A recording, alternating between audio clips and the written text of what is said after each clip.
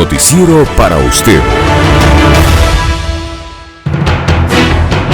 Licenia Espinel y Washington Yepes comparten un diálogo con la invitada. En Punto Noticias hablamos de...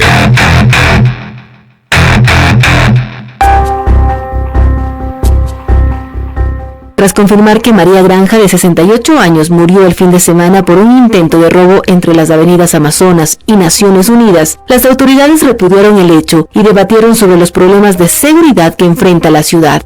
El alcalde de Quito, Jorge Yunda, señaló que una de las medidas de prevención ante la inseguridad en la ciudad es la instalación de 1.198 cámaras de vigilancia con reconocimiento facial en 49 puntos del centro histórico.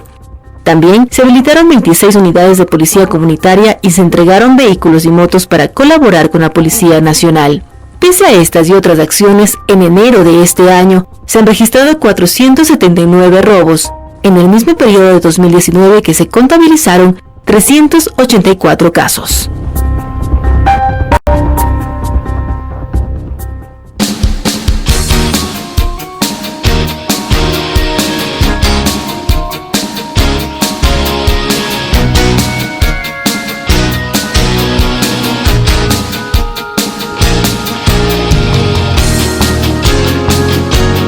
Bueno, el tema de la seguridad no solamente se lo puede avisorar por los hechos cruentos, violentos que se han producido en las últimas horas, sino por lo frecuente de lo inseguro que es habitar en el propio barrio de uno. Tan sencillo como el siguiente ejemplo: uno se deja ir para parquear el carro porque se olvidó hasta altas horas de la noche, sale menos pensado y ya se le han ido llevando los espejos, por ejemplo. Y eso pasa a diario. Si no, se lo bajan los neumáticos o se le van llevando de una vez el vehículo. Se le rompen el vidrio, se llevan lo que encuentran dentro. A veces ni siquiera necesitas que esté el auto parqueado. A mí me pasó subiendo por la Eloy al Faro, que en el semáforo yo esperaba que la luz pase a verde para poder continuar y allí me rompieron el vidrio. Lo que da cuenta entonces de un estado de inseguridad galopante, creciente en la ciudad capital, que no es de ahora, pero que se agudiza en estos últimos días. El alcalde Yunda ha dicho que se han instalado al menos unas 1.198 cámaras de vigilancia de reconocimiento facial en 49 puntos del centro histórico. Y también se han habilitado 26 unidades de policía comunitaria y que se han entregado vehículos y motos para colaborar con la Policía Nacional. ¿Será esto suficiente? Le pregunto a nuestra invitada Gisela Chalá, segunda vicealcaldesa de nuestro cantón. Muy buenos días, Guacho, Licenia, y a quienes nos escuchan en Pichincha Universal. Primero, las debidas disculpas por esta voz. Lo que les puedo decir es que es una pequeña alergia, no nada de qué preocuparse a los compañeros que estamos hoy. Estamos hoy en la cabina.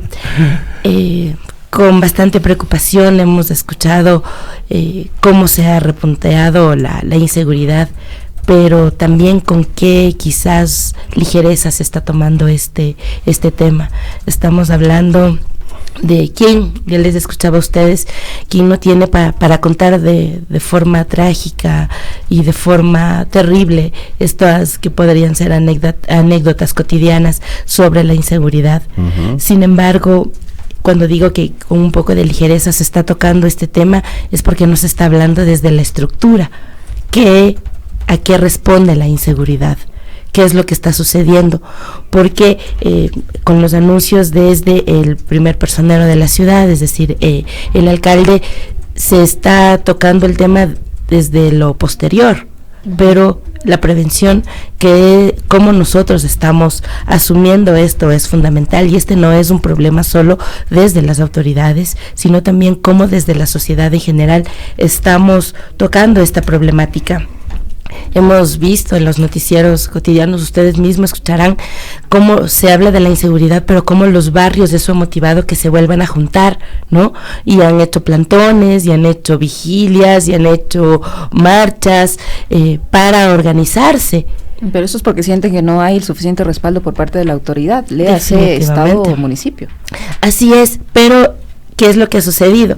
He visto que se organizan para llamar a los medios de comunicación o a los medios de difusión para que puedan ser unos canales efectivos de sus demandas, pero al ver que no hay siempre esta respuesta efectiva, porque ¿qué es lo que ha sucedido? Se ha implementado algunos UPCs a partir de octubre, se ha hecho una serie de cadenas de inauguraciones o reinauguraciones, así sea que se haya puesto una planta, pero se ha hecho con bombos y platillos por parte de gobierno central y a veces hasta alcaldía, han entrado a entregar estas unidades de policía cuando van 2, 3, 4 personas a dar la seguridad de un barrio de miles de personas.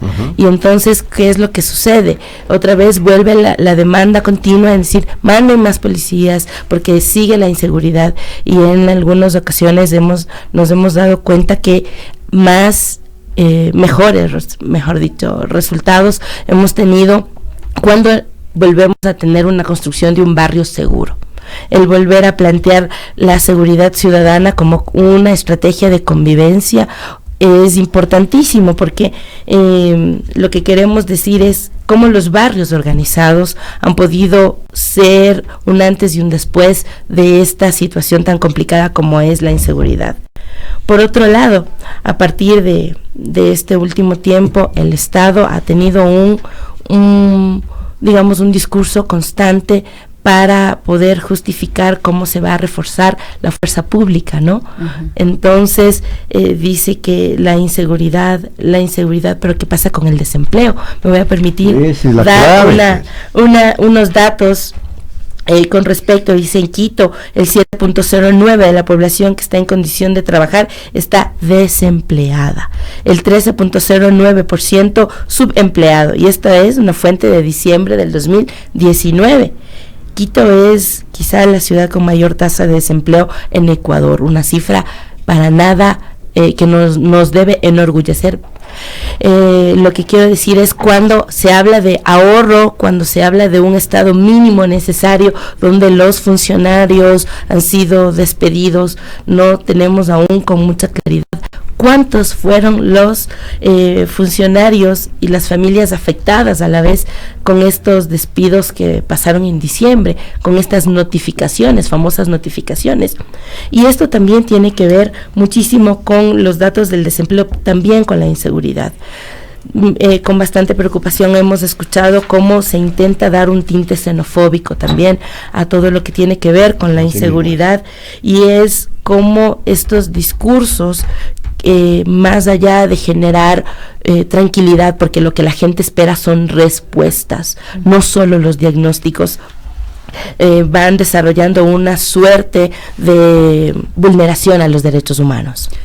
Vicealcaldesa, pero ¿cómo debería reaccionar el municipio como tal? O sea, sí es verdad que hay que atacar la causa, lo que origina la delincuencia, no solo actuar después de que esta ya se ha hecho presente y no utilizar el tema de la nacionalidad para encajar un delito o no, pero como municipio, ¿qué pueden hacer para colaborar en esta lucha contra la delincuencia, tomando en cuenta que también es una responsabilidad del gobierno municipal? Bueno, el gobierno, la seguridad en sí es competencia netamente del gobierno central, pero el gobierno local tiene la responsabilidad de lo que se refiere a seguridad y convivencia ciudadana. En torno a eso, creo que es momento de humanizar la política, es decir, tomar decisiones para construir ciudades humanas para las personas, y creemos que parte de esto es un proceso de la construcción de un espacio público. ¿Por qué decimos el espacio público? Porque estas dificultades de la inseguridad se va planteando en los espacios públicos, donde tenemos cada vez más el abandono de los lugares de encuentro. Siempre hablamos de la necesidad de construir ciudades solidarias, porque ¿qué es lo que sucede ahora? Y eso lo hemos tocado algunas veces que hemos venido aquí a la radio. La gente, cuando ve estos hechos, lo que se dedica es a filmar. No ayuda, no genera esa solidaridad. Sin embargo, cuando hablábamos de la organización, de los barrios organizados, de las parroquias organizadas, de gobiernos mucho más cercanos a la gente, esto permite que vayamos desarrollando estas estrategias. Recuerdo que hace 2 administraciones se tenía estas alarmas comunitarias, estos puntos seguros que sin duda no fueron una solución total, pero sí permitieron que se vayan desarrollando estas estrategias comunitarias. Entonces ya cuando vemos que alguien está siendo asaltado o vejado de sus temas personales, ya no filmamos, sino lo que hacemos es nos organizamos y ayudamos. Y no quiero decir que esto significa que no es responsabilidad de un gobierno, sino más bien cómo se complementa.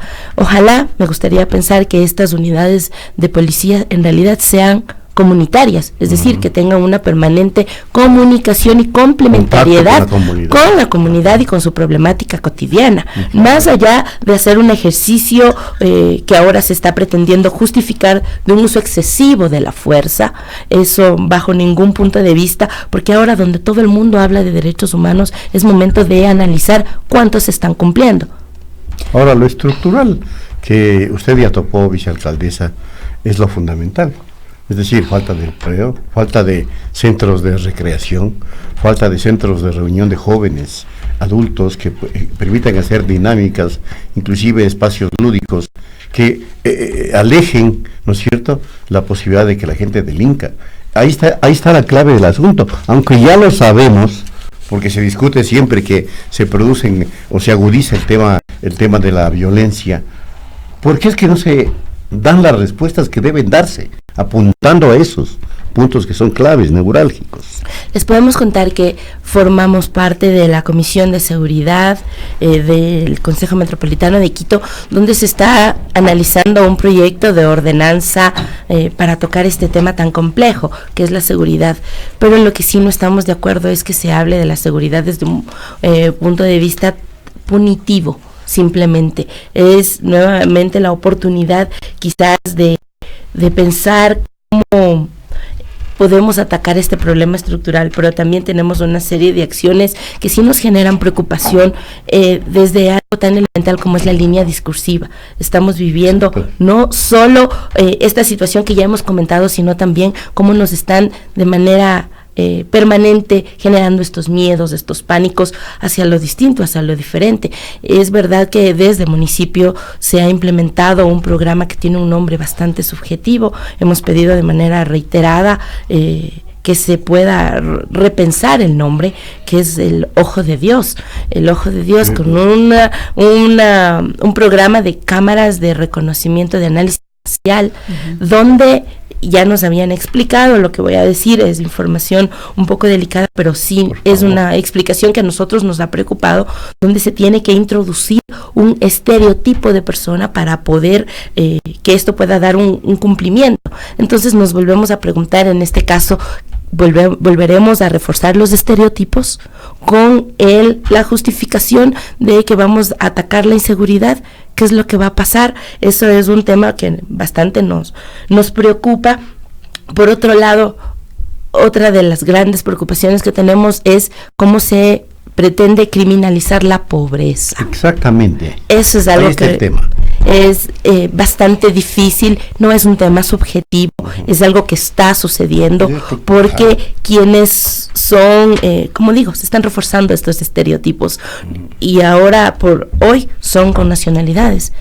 Quizá pues, me aterra, y ahí sí es una posición un tanto personal, el pensar que vamos a volver con estas actitudes entre comillas sospechosas, y después quizá las personas de pueblos y nacionalidades, como ya está pasando con los indígenas, y ojalá no lleguemos a los afroecuatorianos a decir que nuevamente somos sinónimo de desconfianza, ¿no? Entonces como ahora pasa con los venezolanos, como ahora pasa con los venezolanos, como ahora como se pretendió en octubre hacer con los indígenas. Exacto. Entonces, esto, ¿qué es lo que van a decir las personas que nos están escuchando?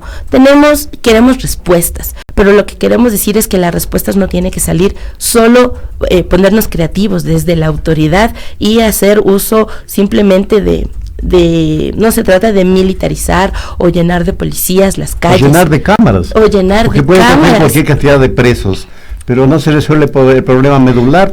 Definitivamente eso es así. Entonces, lo que queremos decir, además, cómo se habla de la inseguridad, se habla de los homicidios, aquí tengo unas cifras, donde se habla de que en la actualidad existen más 3 veces más muertes por accidentes de tránsito que por homicidio, lo cual no quiero decir que sean cifras que no nos escalofríen, pero también que nos permitan a desarrollar una serie de estrategias para poder minimizar. Sin embargo, cuando desde gobierno central se naturaliza todo tipo de violencias, como lo que sucedió la semana pasada con respecto al acoso, tampoco se habla del femicidio, y ahí hablamos de cómo se van quitando las vidas de las mujeres, no a cargo de delincuentes comunes, sino también por este sistema machista patriarcal.